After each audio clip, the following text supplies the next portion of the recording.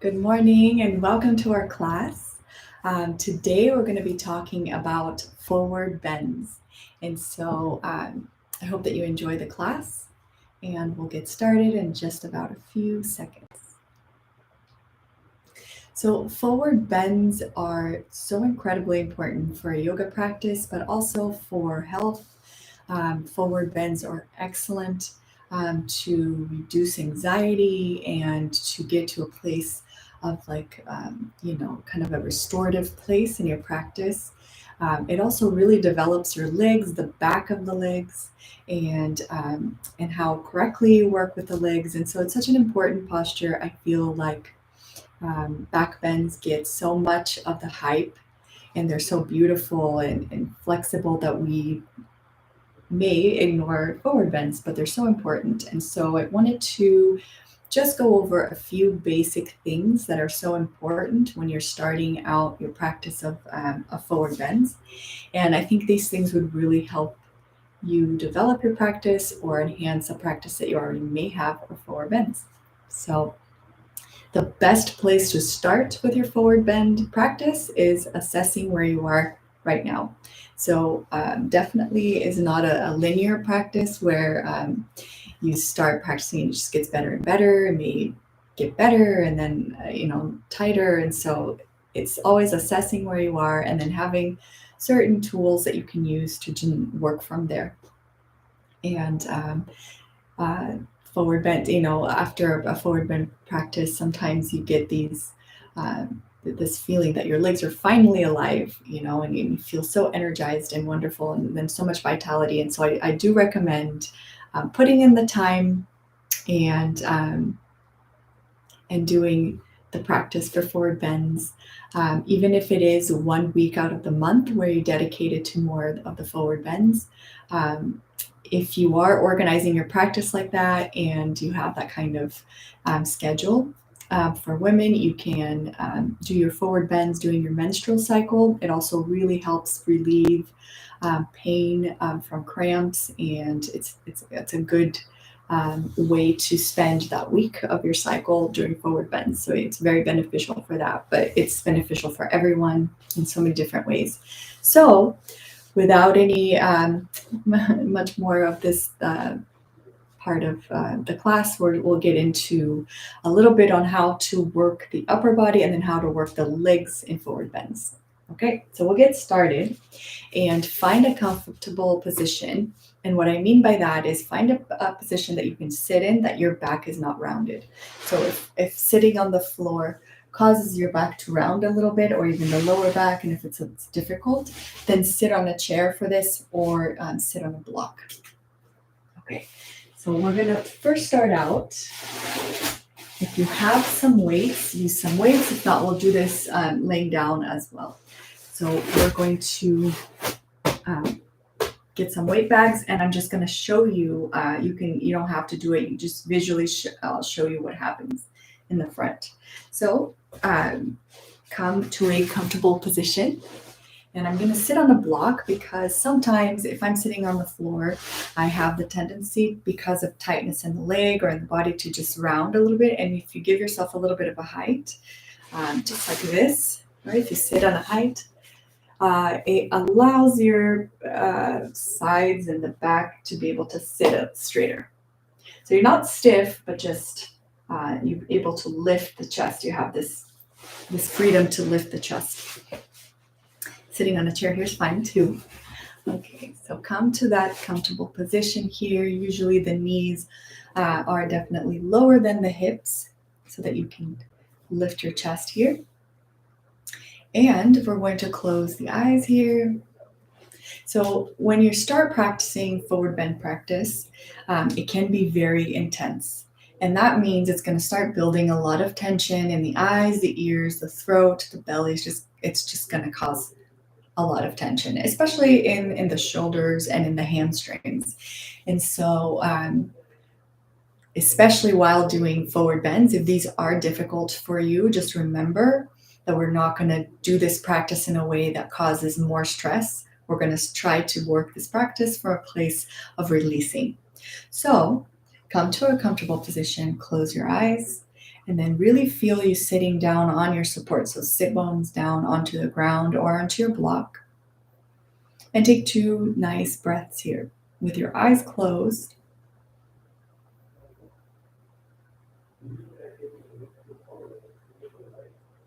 And when you take your breaths, you start discovering what it means to release the tension in the eye, tension in the eyelid, in the lens of the eye. You almost feel the lid coming down on the lens of the eye and then lightly shutting, meeting the bottom lash meets the top lash. And you release any tension around the eyes and the face and start releasing any tension in the eyes, the ears, and the throat.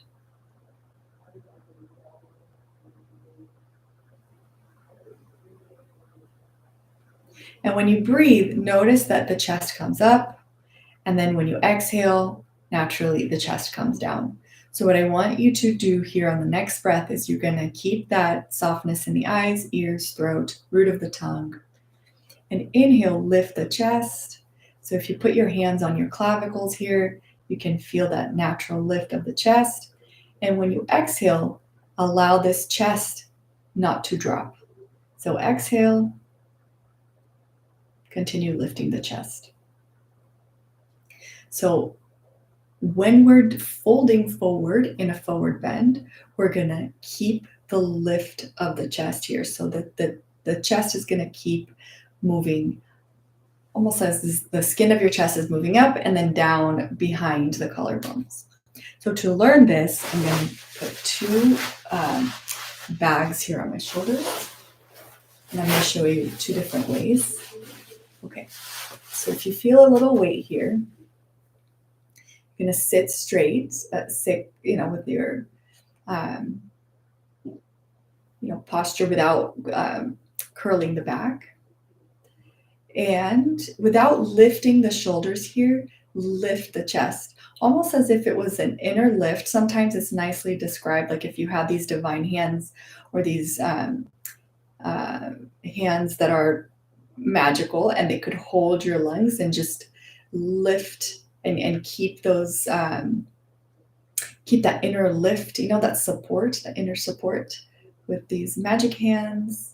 The very bottom of the lungs or the rib cage, and keep that lift, almost like an effortless lift. And as you breathe, you maintain the lift. So inhale, exhale. So it's not so much as an outer muscular lift, it's almost an inner strength, like an inner lift. So as we practice our forward bends, when we're coming down on a forward bend, you keep this inner lift. So if I am coming forward here, leaning forward for my forward bend, if I curl my back like this, if I come forward like this because of different tightness, then I lose that lift. And so I want to keep the lift and come down with that inner lift. So that's why it's important not to round the back initially or round the back because of tightness in the hamstring or tightness in the back or in the hips. If you have freedom in the hips and the hamstrings have opened, and you're curling for a certain reason, then that's different practice. But if you're doing this because it's just the nature of the body right now, then there are ways of doing it where you keep this lift in the front and then you come down until you feel like you're going to have to do this to go any further. Then you stop and you keep that lift. So the way that we do this, sort of discover that lift laying down, is you find a few blocks and you're going to put these blocks against the wall. And I want the blocks to be long enough so that my head doesn't hit the wall. So I'll show you like this for now, and now I'll put it against the wall, and you'll know what I mean. Okay, so place these guys here. Place them like this. And making sure that it's all the same size. Okay. So I'll show you this up close.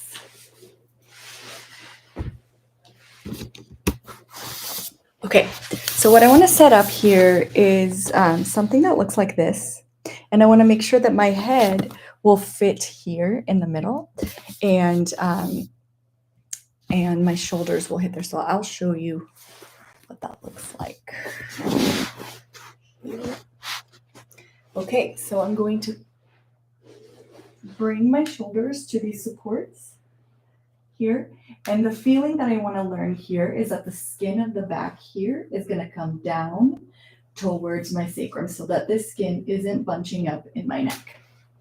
Okay, so I'm going to learn this and then do it on my forward bend. So here I use the friction of the floor with my back. See, if I go like this, I see that the skin is bunching towards my neck. So I want the opposite. I want this. So I'm almost ironing the skin of my back towards my sacrum. So I come here near this little thing that I've made. So my head is not touching the wall. And I hold, the skin of the back is being pushed down. The shoulders are being stopped by these blocks. And now I can keep my legs bent if I want here. I'm going to lift the chest. So from the inside, it's almost like an inner energetic lift. I'm going to lift the chest. So there's a little muscular lift that happens. So I can spend a few minutes here just breathing, lifting the chest and noticing if I'm tightening the eyes, the ears, and the throat. So this is really great for your posture. It's really great to start developing that strength and, minimizing that curling of the shoulders forward. So lift the chest, that inner lift, and you slowly discover what that is. So lift. And let me give you a different angle so you can see. I wonder if this will help. Let's see. Okay. Come here. Okay. And I bring that skin back. And then inner lift here, and I just lift. Okay, so it's not the ribs forward, it's the energy going up, right? Up. So the skin comes up, goes behind the collarbones. It doesn't keep attacking your neck or anything. And the eyes, ears, and throat are soft, passive, and not tense. Almost as if the armpit is coming up. All right.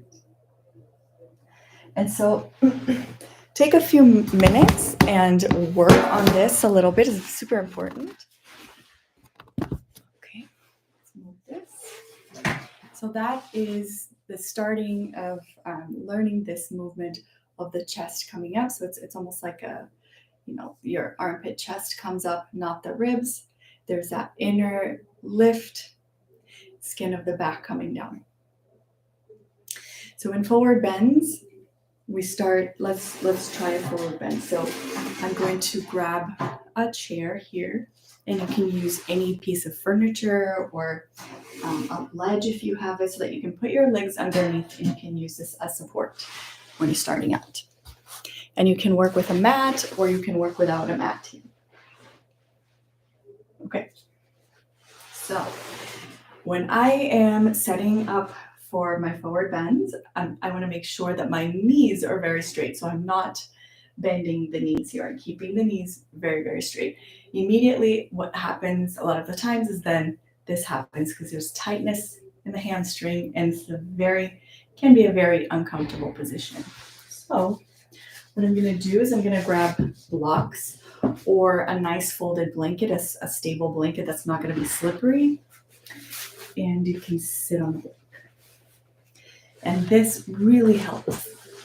Okay, so sit here, give yourself a little bit of height, and then you can keep the knees straight. If you tend to hyperextend, then just put a little roll here so that you're not hyperextending the knee. Keep the legs straight. We're going to work on the legs in just a bit, but we're still just taking a few more minutes to talk about what to do with this upper body. So as I come down here, I feel the restriction in the hamstrings, and I'm going to, without moving the bone or anything, just adjust so that my hamstring is here. Usually this last little piece of my hamstring I have to be very careful with, because you can tear and injure that. So you're not doing anything abrupt or pushing it too far.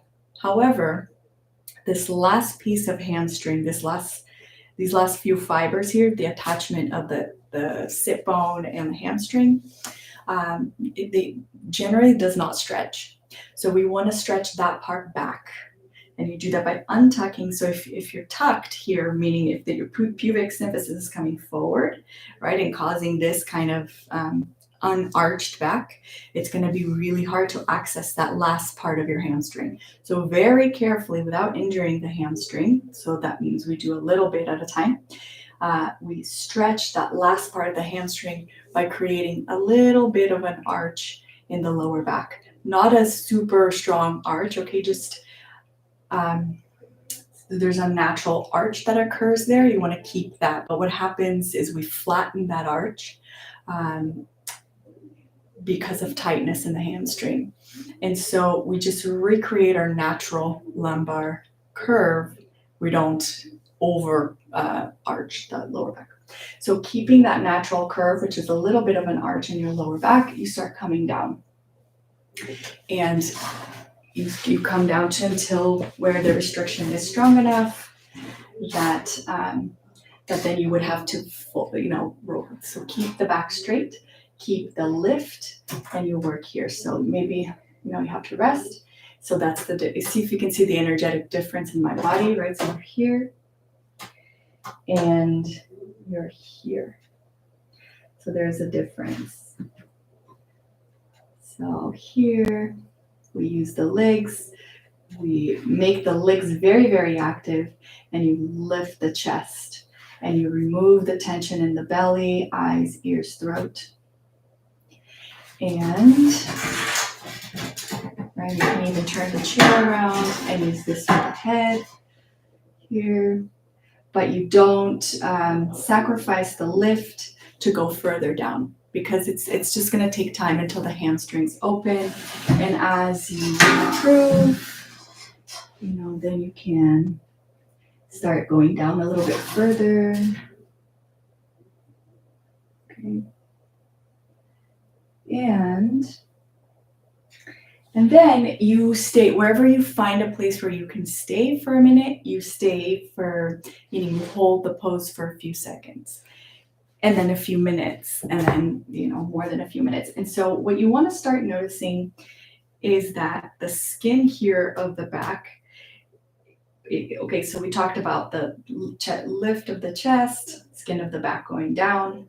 And then part two of that, as you start refining a little bit more, is that we're going to start feeling like the skin is pushing outwards. So even the skin here of the neck, the skin of the back is wanting to go that way. So what I want to do is I want to release the skin of the back, so that, the way my teacher explains it, so the skin of the back embraces the front.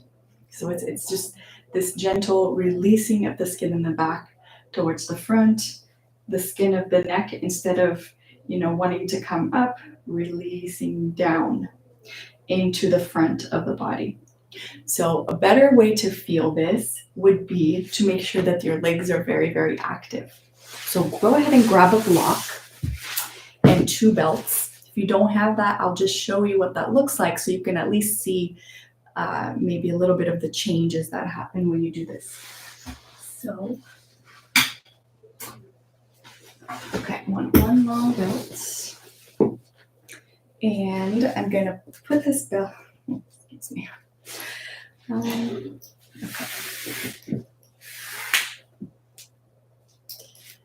So I'm going to wrap the belt around my block here. Okay. So I just wrap a block with the belt. Then my second belt, I'm going to place it like this around the block and connect my belt. So you can definitely use a long scarf or anything else other than just a belt. Okay. now what I want to do is I want to, hold on. So this is nice. I'm still going to need a little bit of a height to sit on, if that's helpful. Mm-hmm. Okay.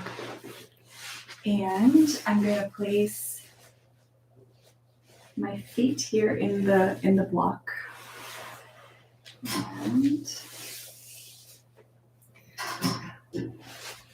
okay, so it's going to work kind of like a wall, keeping my feet straight. And so what usually happens here is, and especially if you see pictures of me doing this pose, you'll see a distortion in my injured leg in my right side. And I am usually shortening the inside of my leg here, right? So I have an injury in the back of the knee, so I'm going to shorten the inside. So what I want to do is I want to make sure that I lengthen the inside by pushing my heel out through the inner heel. And a lot of sometimes collapsed ankle or ankle that rolls in, we start creating this shortness in the inner leg. So it's a very, very wonderful exercise to start really addressing this, especially with this block. So we're going to stretch the inner side of the leg more by making sure that we're not doing this with our feet because it's tight, and it's painful. And so we have to almost rotate the foot, make sure that we are lengthening through the inner foot even. Okay, and then the action here is we're going to rotate the leg in. So right at the groin here, we rotate the top of the femur in. Knee does not roll in with that. The knee stays facing up. And then we don't allow this inner heel to collapse like that. We stretch the inner heel. So top of the thigh rotates in. Make sure that the knee doesn't roll in with it. Knee faces up. And then stretch through the inner heel. So we're going to do this with this little support here to teach the body that, to start understanding where our tightnesses are. So we teach it to stretch properly. Okay.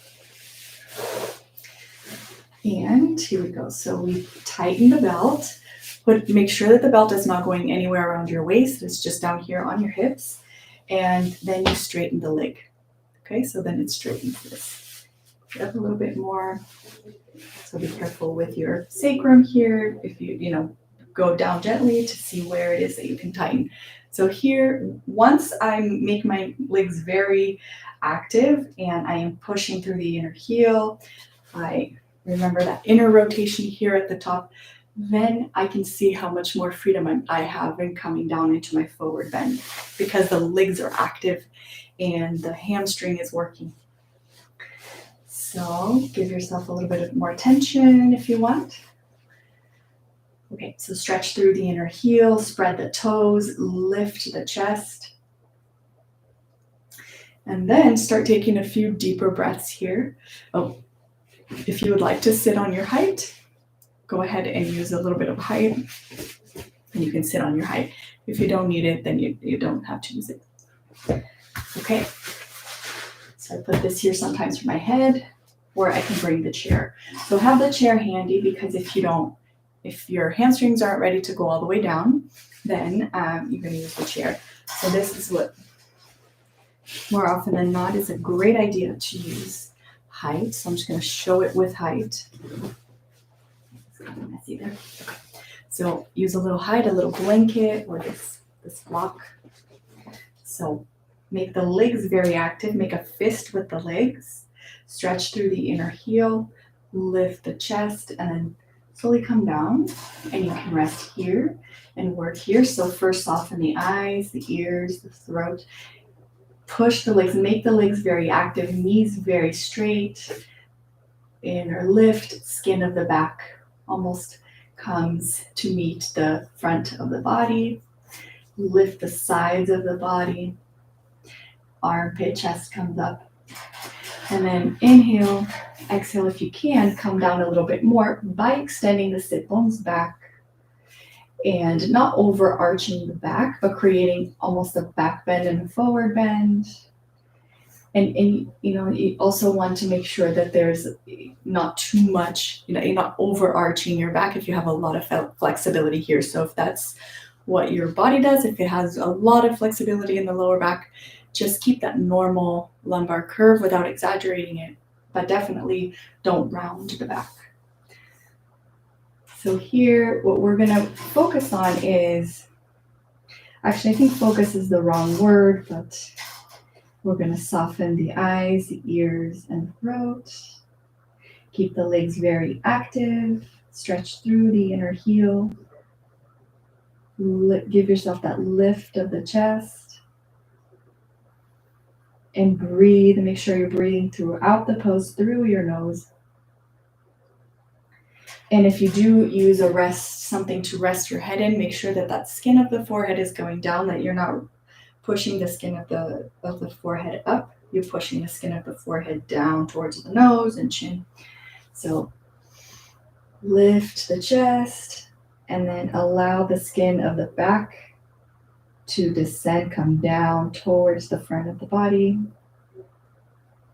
And then lift. And the more that you practice this by releasing, not by forcing it down, then slowly you start receiving a little bit of an opening, a little bit of a space. And with that space, you can come down further.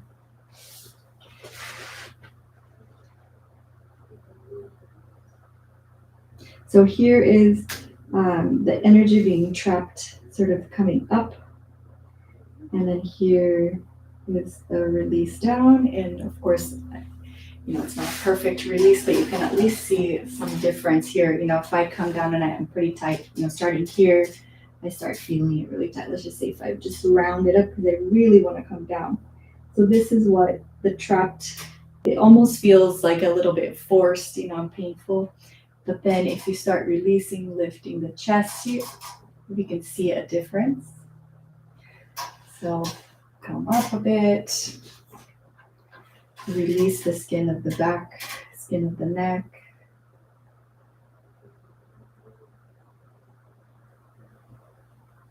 And it's a different quality of the pose. If you're doing it at your own practice and you're lucky enough to sense it, sometimes I can capture on video, sometimes not. But if you can sense that when that struggle of being rounded and tight and just once you say, oh my gosh, why am I in this position? So once you start making the legs active and lifting the chest and allowing that softness in the back to come meet the front, and softening eyes, ears, throat, breathing in the pose, all of a sudden the energy changes and the pose starts really working for the health of your body, for some other energy that you discover in the pose. So I hope that this video helps and that you're able to see that there are so many different ways to work forward bends, and there's some great tools out there, meaning these different ways of practicing to help you get to forward bends, and then you can do these and get some great practice out of forward bends. So I hope that it helps. I hope you like it. Send me any comments if you have questions, and see you next Monday. Thank you so much for watching.